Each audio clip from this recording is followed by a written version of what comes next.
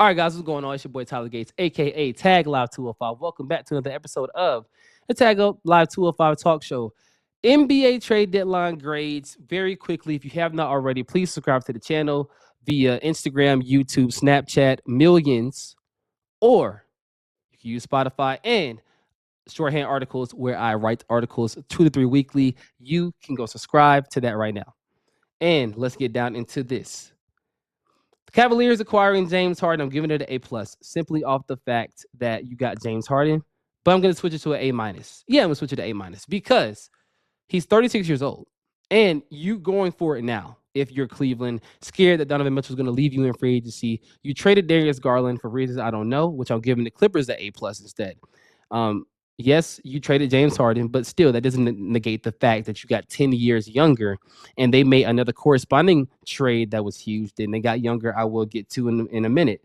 The Jazz acquiring Jaren Jackson Jr. from the Grizzlies. You got younger. If you're the Grizzlies, yes, I'm giving them A-, slight B+ for the Grizzlies. You got younger. You got off his contract that you signed him to earlier in the offseason last year. And on top of that, Walter Clayton Jr., franchise point guard when you trade Ja Morant, whenever you trade him. I'm disappointed you didn't get him off the books. But he's going to be the franchise guy next to Cedric Howard and Jalen Wills and Zach Edey. I love that trade for them. Utah lands an all-star in a defensive player of the year, former defensive player of the year, and a defensive anchor down there with Larry Markkinen and Walker Kessler alongside Ace Bailey and Kenneth George in that backcourt. Isaiah Collier is going to be somebody special off that bench, trust me. And Bryce Sensabaugh killed us the other night. Celtics. Nikola Vucevic from the Bulls. I'm giving this a B+ for the Celtics. Boston adds a skilled scoring big for their playoff depth, but also Chicago giving them a B. They added a younger guard.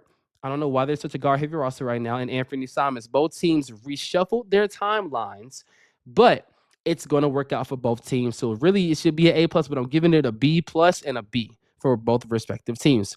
The Bulls, Pistons, and Timberwolves pulled off a 3-team deal. Jaden Ivey going to the Bulls. I love this for the Bulls, giving them an A- on that.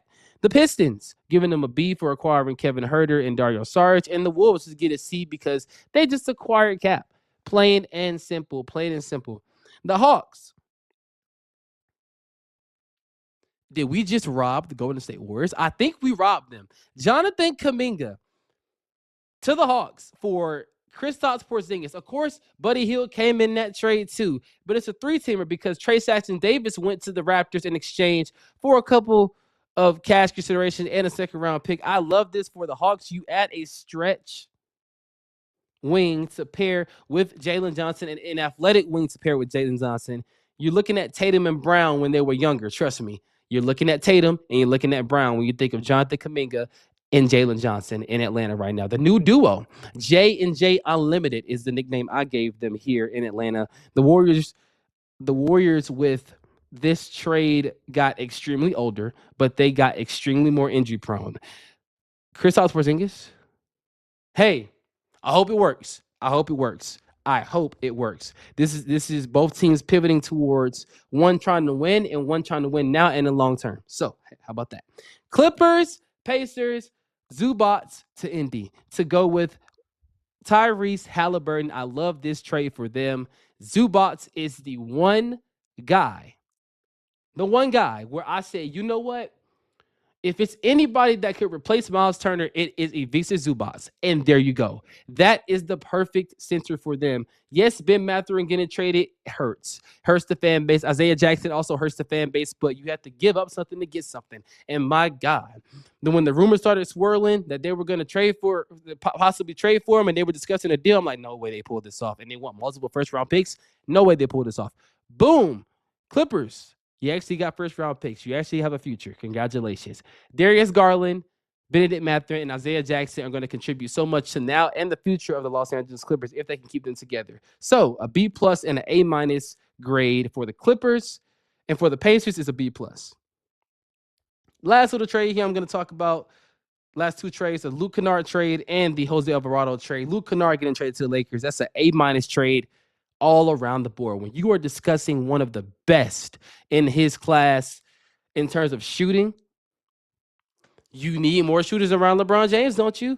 You need more shooters, and you got one. I would have rather them go out to Jose Alvarado, though, but that's a different day. Hawks basically just traded away salary, got Gabe Vincent in return, a veteran point guard that's going to help with the playoff push, along with other assets as well. And the Knicks acquiring Jose Alvarado, a.k.a. GTA. Grand Theft Alvarado. Love this for them. And if you're a Knicks fan, you have to be excited. He's from New York, grew up in the Queens part of New York. I mean, the brother knows how to play defense. You hear me? I love it. Depth move for them with McBride being out. Slides Clarkson to that 2 guard to back up. I love it. I love it. To back up Bridges, I love it. And then Eric Gordon from the Grizzlies to the Sixers. That was also a salary filler move, but I want the Grizzlies to keep him just to mentor the young guys in that locker room. Once again, no Giannis, no Ja trade, no league-shaking trade other than probably Jaren Jackson and Zubats, but that's not league-shaking. That's just the mini blockbusters. But I will tell you what this trade deadline did bring. Some interesting things. It brought some interest from teams, but it brought some interesting conflict to the fans here, like us, the NBA fans. So let me know down below what you guys think about this trade deadline. Was it underwhelming? Was it overwhelming? Did we not really get anything at all that we expected? Was it unexpected? Was it expected? Were some of the players expected or unexpected that you thought didn't get traded? What player did you want to see get traded? Or did your team win or lose at the deadline? Let me know down below. As always, I'm your host, Tyler A. Gates, the host of Tag Live 205. And stay live, y'all. Peace.